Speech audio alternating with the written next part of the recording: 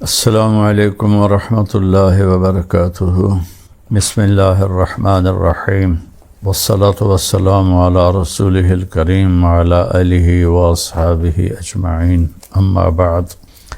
آج ایک بہت ہی حساس موضوع پہ چند باتیں عرض کرنی ہیں۔ میں تو ملائیشیا میں تھا، تو میرے چھوٹے بھائی ڈاکٹر طاہر کمال نے مجھے ایک ویڈیو بھیجی جس میں ایک قاری نے بچے کو اتنا مارا کہ وہ انتقال کر گیا، بلکہ شہید ہو گیا۔ تو بہت صدمہ ہوا، بہت دکھ ہوا۔ اس کی کمر کی فوٹو تھی، اس معصوم بچے کی میت کی فوٹو تھی، اور اس نامراد قاری کی فوٹو تھی۔ تو میں پرسوں واپس آیا ہوں ملائیشیا سے، تو میرے جی میں آیا کہ میں اس پر کچھ بات کروں۔ نہ یہ دین کا طریقہ ہے، نہ یہ اسلام ہے، نہ یہ اسلام کی خدمت ہے، نہ ہی میرے نبی نے یہ بتایا ہے۔ یہ ہمارے بر صغیر کی لعنت ہے کہ قاریوں کو کھلی چھٹی ہے، سوائے چند مدارس کے جہاں سختی سے ان کو پابند کیا جاتا ہے کہ وہ بچوں کو مارے نہیں۔ اس میں اللہ کا فضل ہے، میرا مدرسہ بھی ہے اور اس کی ساری شاخیں بھی ہیں کہ ہمارے بچوں کو کوئی استاد انگلی بھی نہیں لگا سکتا۔ یہ محبت کا دین ہے، محبت سے پڑھایا جاتا ہے۔ میرے نبی سراپا رحمت اور محبت بن کر آئے۔ آپ نے بچوں سے لے کر 90 سال کے بوڑھوں کو دین سکھایا، نہ کبھی کسی کو ڈانٹا، نہ کوئی سوٹی ماری، نہ کوئی تھپڑ مارا۔ اللہ تعالیٰ مجھے پہلے معاف فرمائے اور ان سب اہل مدرسہ کو معاف فرمائے جو اس کی احتیاط نہیں کرتے کہ جن کو وہ استاد رکھتے ہیں ان کو وہ پابند کریں کہ بچوں پہ نہ ہاتھ اٹھانا ہے، نہ سوٹی مارنی ہے۔ یہ منظر دیکھ کر تو لگتا ہی نہیں کہ وہ کوئی انسان تھا جس نے یہ سلوک کیا ہے۔ تو چوں کفر از کعبہ برخیزت کجا ماند مسلمانی، جب کعبے میں کفر ہوگا تو اسلام کہاں ہوگا؟ اسلام محبت کا دین ہے، اور میرے نبی کا فرمان ہے ان اللہ لا یعطی علی الرفق ما لا یعطی علی العنف۔ اللہ تعالیٰ نرمی پر وہ دیتا ہے جو سختی پر کبھی بھی نہیں دیتا۔ اور آپ نے فرمایا لو کان الرفق خلقا لما رأى الناس خلقا احسن منہ۔ نرمی کی اگر کوئی شکل ہوتی تو اس سے زیادہ حسین شکل کوئی نہ ہوتی۔ ولو کان العنف خلقا لما رأى الناس خلقا اقبح منہ۔ اور اگر شدت اور سختی کی کوئی شکل ہوتی تو اس سے زیادہ بدصورت کوئی شکل نہ ہوتی۔ تو یہ شدت تو اسلام میں جائز ہی نہیں ہے، یہ تو ظلم ہے، یہ پڑھانا نہیں ہے۔ اس قسم کے قاری ظالم ہیں، اور بڑے دکھ درد سے کہنا پڑتا ہے کہ جتنے حفظ کے مدارس ہیں اس میں اکثریت 90-95% بچوں کے ساتھ قاریوں کا یہی حال ہوتا ہے، مار مار کے انہیں فنا کر دیتے ہیں۔ ایک دن اس بچے نے چھٹی کر لی تو اس کو پیار سے بھی سمجھایا جا سکتا تھا، لیکن اس کو اتنا مارا کہ وہ مر ہی گیا۔ ان بچوں کے والدین پہ کیا گزری ہوگی۔ یہ ہم اپنے بچپن میں جب پرائمری اسکول میں پڑھتا تھا، رئیس آباد اپنے گاؤں میں ہی پرائمری اسکول میں نے 5ویں جماعت پاس کی، اور پھر سینٹرل ماڈل اسکول کا ٹیسٹ اللہ کے فضل سے میں نے کلیئر کر لیا۔ پتہ نہیں وہ کس طرح ہو گیا، بہت فرق تھا۔ تو پھر میں وہاں چلا گیا، تو ہمارے استاد تھے ایک، وہ بڑے فخر سے کہتے کہ سانو ماں پیو آکھیا ہے کہ جس بچے دیاں کھل تواڈی تے ہڈیاں ساڈیاں، انہاں نو اتنا مارو بے انہاں دی کھل لے جاوے، اور بس ہڈیاں ساڈیاں تے کھل تواڈی۔ تو وہ پھر مارتے بھی اتنا ہی تھے، اتنا مارتے تھے کہ یا اللہ میری توبہ۔ اور میں تو چونکہ ایک علاقے کے با اثر آدمی کا بیٹا تھا تو مجھے نہیں مارتے تھے، نہ کبھی تھپڑ پڑا نہ سوٹی پڑی، لیکن باقی جتنے گاؤں سے بچے آتے تھے ان کو وہ بہت وحشیانہ طریقے سے مارتے تھے۔ اور یہی حال میں نے مدارس میں دیکھا ہے کہ اتنا مارتے ہیں، بچوں کی چیخیں ہوتی ہیں اور وہ ایسے ظالم ہوتے ہیں کہ ان کے کان پہ جو نہیں رینگتی، کوئی دل پہ اثر نہیں ہوتا۔ ایک معصوم بچہ دھاڑ دھاڑ رو رہا ہے اور اس پہ سوٹیاں برسا رہے ہیں۔ میں جب تلمبے میں داخل ہوا 1972 میں، رائے میں مجھے داخلہ نہیں ملا، تو وہاں سید نیاز احمد شاہ صاحب رحمۃ اللہ علیہ، ایک چھوٹا سا مدرسہ تھا، 10-11 لڑکے تھے، کتابوں کے اور باقی حفظ کا مدرسہ تھا۔ تو میں اس میں داخل ہو گیا، 7-8 مہینے پڑھا، پھر مجھے رائے میں داخلہ مل گیا، میں وہاں چلا گیا۔ تو وہاں میں حفظ کی جو کلاس تھی وہ ہمارے سامنے ہوتی تھی، تو ان کے قاری صاحب اس بے رحمی سے بچوں کو مار رہے ہوتے تھے۔ اب میں کالج سے آیا تھا تو مجھے اندر ہی اندر اتنی شدید قسم کی ایک نفرت ہوتی تھی کہ یہ تو میرے نبی کا طریقہ نہیں، یہ تو اسلام نہیں۔ تو برائے مہربانی میں ان قاریوں کو بھی مجرم سمجھتا ہوں جو اس طرح بچوں کو ذبح کر لیں، اور اس مدرسے کے محتمم کو بھی مجرم، اس سے بڑا مجرم سمجھتا ہوں جو اس کی نگرانی نہیں کر رہے اور اس کا خیال نہیں کر رہے۔ مجھے ایک واقعہ یاد آیا کہ مفتی رفیع صاحب رحمۃ اللہ علیہ دارالعلوم کراچی، انہوں نے سختی سے منع کیا ہوا تھا کہ بچوں کو، مجھے کسی نے سنایا اس لیے میں روایت نقل کر رہا ہوں، چشمدید نہیں ہے، نہ ہی ان سے براہ راست سنا ہے، لیکن ایک معتبر آدمی سے سنا کہ وہ لگے ہوئے تھے کیمرے، یا کسی نے جا کر بتایا کہ اس طرح قاری صاحب نے مارا ہے، تو مفتی رفیع صاحب رحمۃ اللہ علیہ بذات خود اس کلاس میں تشریف لے گئے اور اس قاری کو بہت سخت ڈانٹا اور سختی سے اس کو منع کیا کہ تم نے آئندہ ہاتھ بھی نہیں اٹھانا۔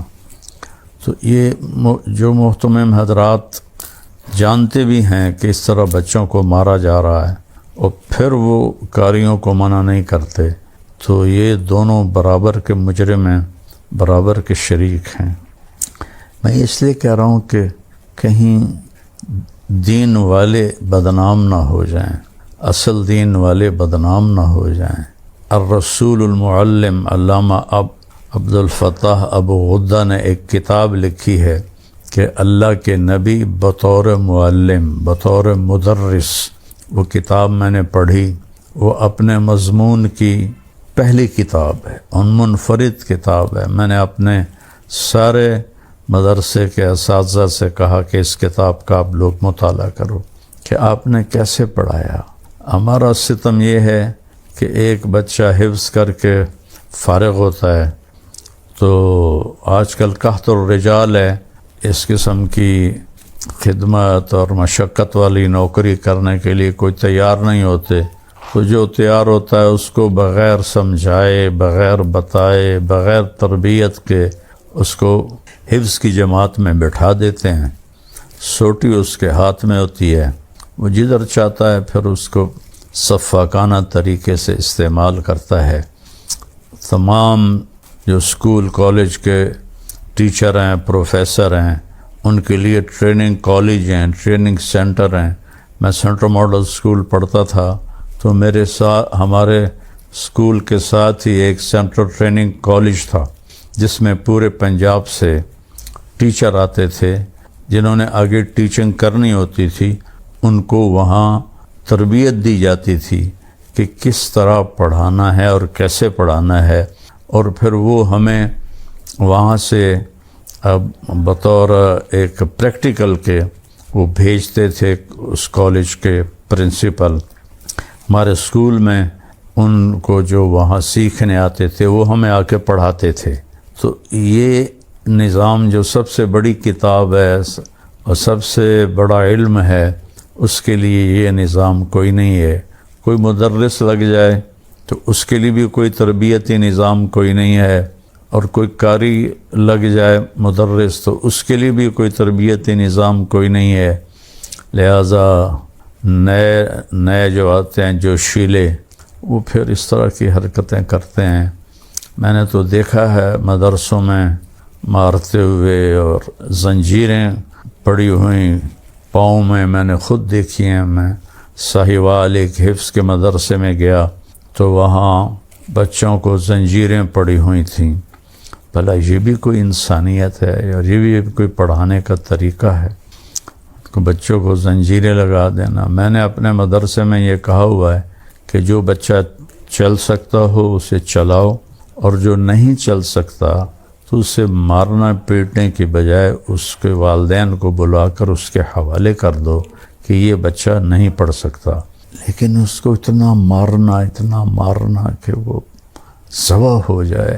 یہ صرف بر صغیر میں ہے، ہندوستان، بنگلہ دیش، پاکستان، ان 3 جگہ پر یہ ستم ہے، بلکہ ظلم ہے.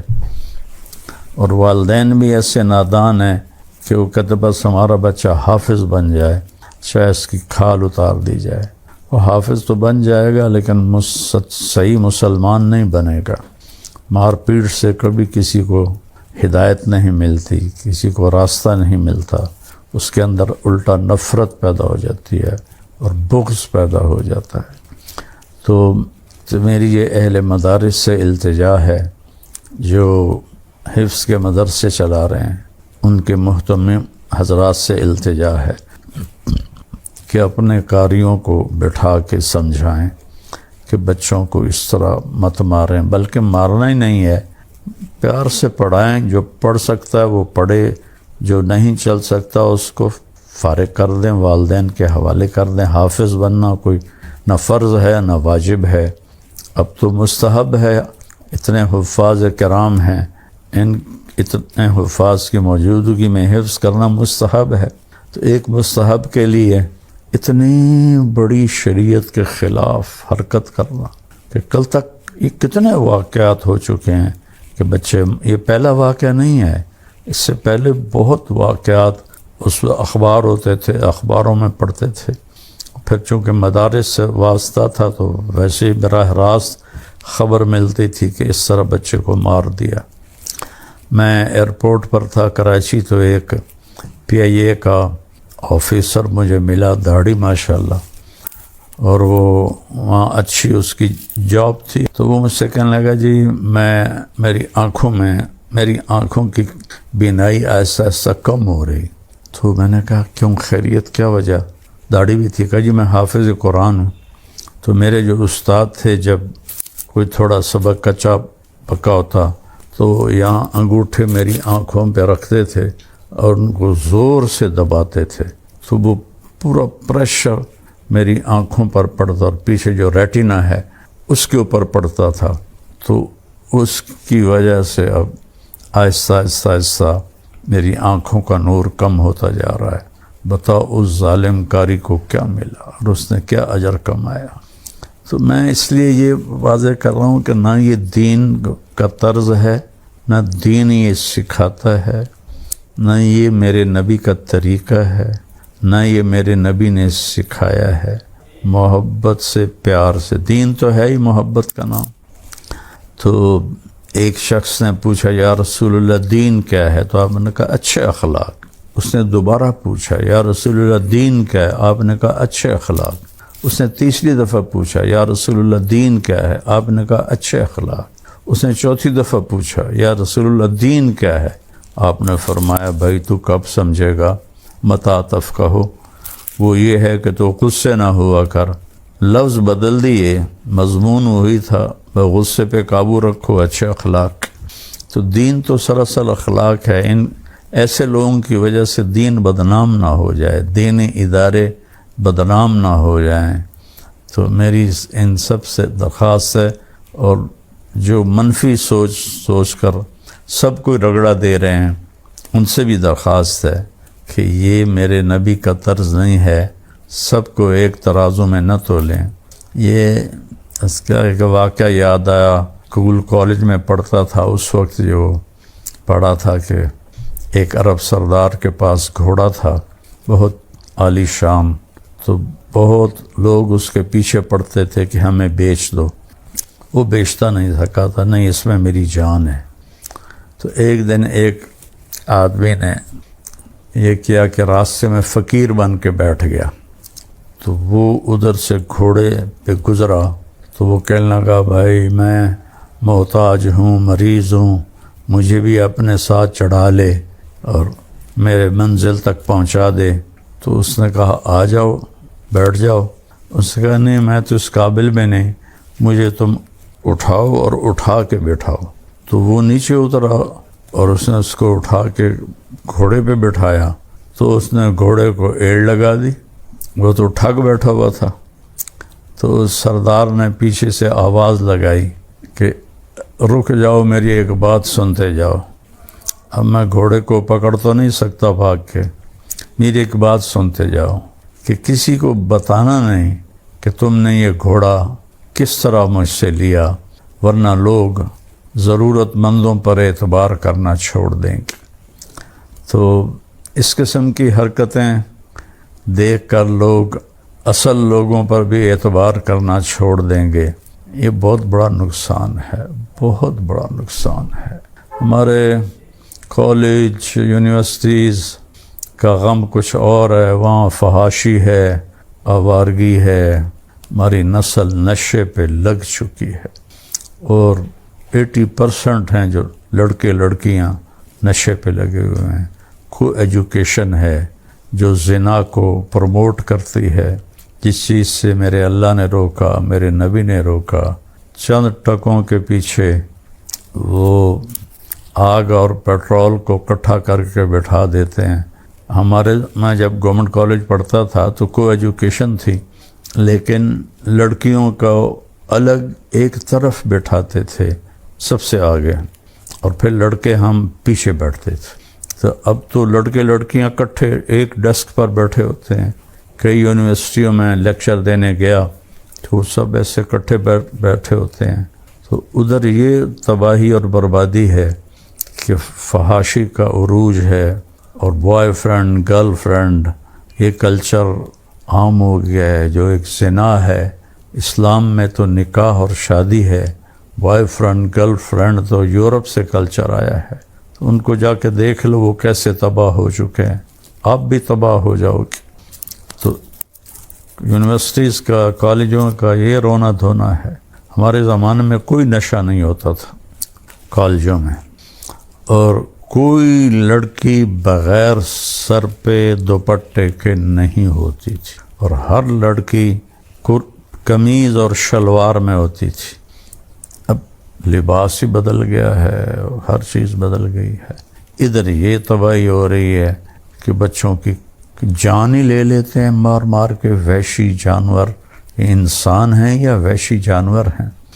تو میں ایک تو جو کچھ یہ ہو رہا کر رہے ہیں اس کی وضاحت کرتا ہوں کہ یہ دین نہیں ہے، یہ دین کا طریقہ نہیں ہے، یہ اسلام نہیں ہے، اسلام کا طریقہ نہیں ہے۔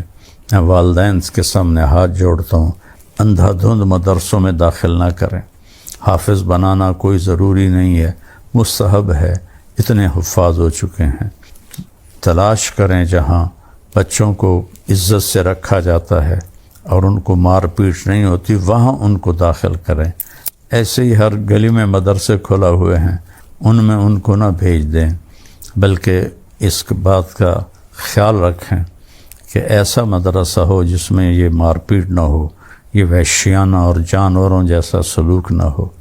اور ان محتمم حضرات سے بھی عرض کرتا ہوں کہ اس کی پابندی کریں، اور عوام سے بھی عرض کرتا ہوں کہ آپ روڑے اور دانے کو ایک ہی ترازو میں نہ تولیں۔ یہ میرے نبی کا بتایا ہوا طریقہ نہیں ہے، میرے نبی کا طریقہ محبت اور پیار ہے۔ تو جو یہ کر رہے ہیں میں ان کی طرف سے بری الذمہ ہوں اور برات کا اظہار کرتا ہوں، اور جو صحیح طریقوں پر یہ کام کر رہے ہیں اور ہیں کافی ہیں، اللہ کا فضل ہے، ان کو مبارکباد پیش کرتا ہوں۔ آپ سب کے سامنے ہاتھ جوڑتا ہوں کہ اندھا دھند ایسے حفظ کر کے آگے اور اس کو آپ استاد بنا کے بٹھا دیتے ہو، کہ اس کی تربیت کرو، کوئی اس کی ٹریننگ کرو۔ دورہ حدیث سے فارغ ہو کے آگے آپ نے اس کو لڑکوں کے آگے بٹھا دیا تو ان کو پڑھاؤ، پہلے یہ خود تو پڑھے، خود تو یہ اچھے اخلاق سیکھے، تو پھر جا کر وہ مدرس بنے، ورنہ تو کان پکڑانا اور دیوار کے ساتھ لگا کے ان کو ککڑ بنا دینا، کیسی کیسی عجیب حرکتیں ہوتی ہیں۔ یا اللہ میری توبہ، یا اللہ میری توبہ۔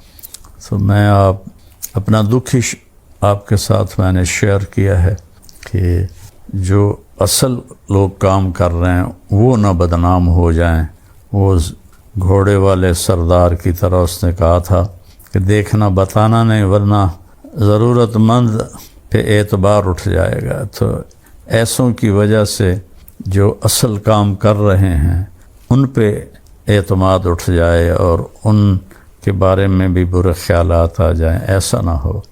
تو اس کے لیے میں گزارش کرتا ہوں کہ اس کا اہتمام کیا جائے۔ بچوں جس قاری کو رکھنا ہے اس کی 1 سال ٹریننگ ہو، جس استاد کو، جو لڑکے کو استاد بنانا ہے اس کی 1 سال ٹریننگ ہو، پھر اس کو بٹھایا جائے اور یہ سمجھا کے کیا جائے جو اس قاری نے کیا ہے اس سے اسلام بھی بری الذمہ ہے اور ہم سب بری الذمہ ہیں۔ السلام علیکم ورحمۃ اللہ۔